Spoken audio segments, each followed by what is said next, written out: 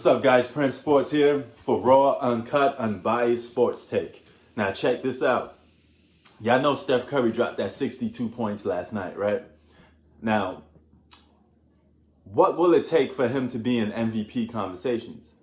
Well, here's the thing. I think he has to lead his team to the playoffs. At least be a 6 to 8 seed. You're not asking for much because with that roster, they can't go that far because, you got Andrew Wiggins playing like ass with a capital A. Kelly Oubre, another dude that's very inconsistent. He's off and on. He's like a poor man's version of Michael Beasley. And Andrew Wiggins is a poor man's version of everybody. Draymond Green sucks. So they need a lot of scoring from Steph Curry, all right? Because that team is suspect. James Wiseman is a developing player, but you can't ask too much from a guy that's in his rookie season, okay? He's just learning how to even adapt to the speed of an NBA game, opposite to a college game. So what does a two-time MVP have to do to get a third MVP? So here's what I think. He has to have a couple more 40 to 50-point games, all right? They're 3-3 right now, so he has to lead his team to the playoffs, get a winning record, but put that team on your back. If you could carry that team on your back, same way Russell Westbrook did, same way several other guys did, other superstars did to lead their team to the playoffs. Kobe did it, back in the early 2000s. So I don't see no reason why Steph Curry can't do it if you're the superstar that we claim you to be. So those with great power have great responsibility. And your responsibility as a leader and the alpha and the greatest shooter of all time, even I call you that, you got to back it up. So why not back it up and put it on the show? Okay? Now, I'm not saying you got to score 62 points every single time, but you got to come out there firing. You got to come out there ready to go. It's the same guy that hit 105 three-pointers in a row. Okay? So don't tell me you can't shoot that thing. No, shoot that thing like your life depends on it, boy. Just let's launch it, man. Just go for yours. Go all out.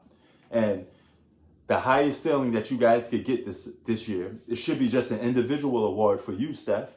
Get that MVP. Go to the playoffs, bow out gracefully in the first round, because that's what's going to happen. You probably meet the Lakers or the Clippers or something like that, and you get knocked out in the first round. But it'd be good to see you in the playoffs. It'd be good to see you go up against Kawhi Leonard. It'd be good to see you go up against LeBron James, okay? So go up against these guys, play against them, and ball out and have a good time while you're doing it, man, and put up those points.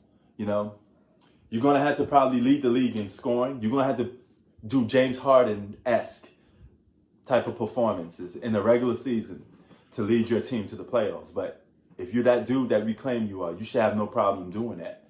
I think you have the skill set and the capabilities of leading your team to the playoffs. So now it's time to put up or shut up. And for all those other people that sit there and say, oh, you hating on Steph Curry because you criticizing him. No, he gets the same spoke as any other player, okay? If we're going to call out LeBron James, we're going to call out Kevin Durant, we're going to call out Steph Curry. If you're a superstar, you got to get called out, especially if you're losing. It's fair, okay? Because you're not supposed to be getting blown out. You're supposed to, if you're losing games, there's a difference between losing games and getting blown out. You should at least kept those games competitive, and you still should be able to win a good amount of some of these games. So 3-3 is not a bad record. The season just started. So you have more than enough time to lead your team to the playoffs and become an MVP candidate. Because the way I see it, LeBron James is going to be out the picture, really. He's not going to win no more MVPs. Anthony Davis ain't going to win them because he's going to cancel off each other. You're going to have more than enough green light to win that MVP. So go for it. Become a 3-time MVP. And, add to your collection, add to your resume, add to your legacy because you got 3 rings. And even though you don't have a finals MVP, okay, you wasn't going to get it playing with KD. KD's arguably considered the better player. But you did get robbed in 2015, so you should have got that in 2015, without a doubt. So as far as I'm concerned, you should be a 1-time finals MVP.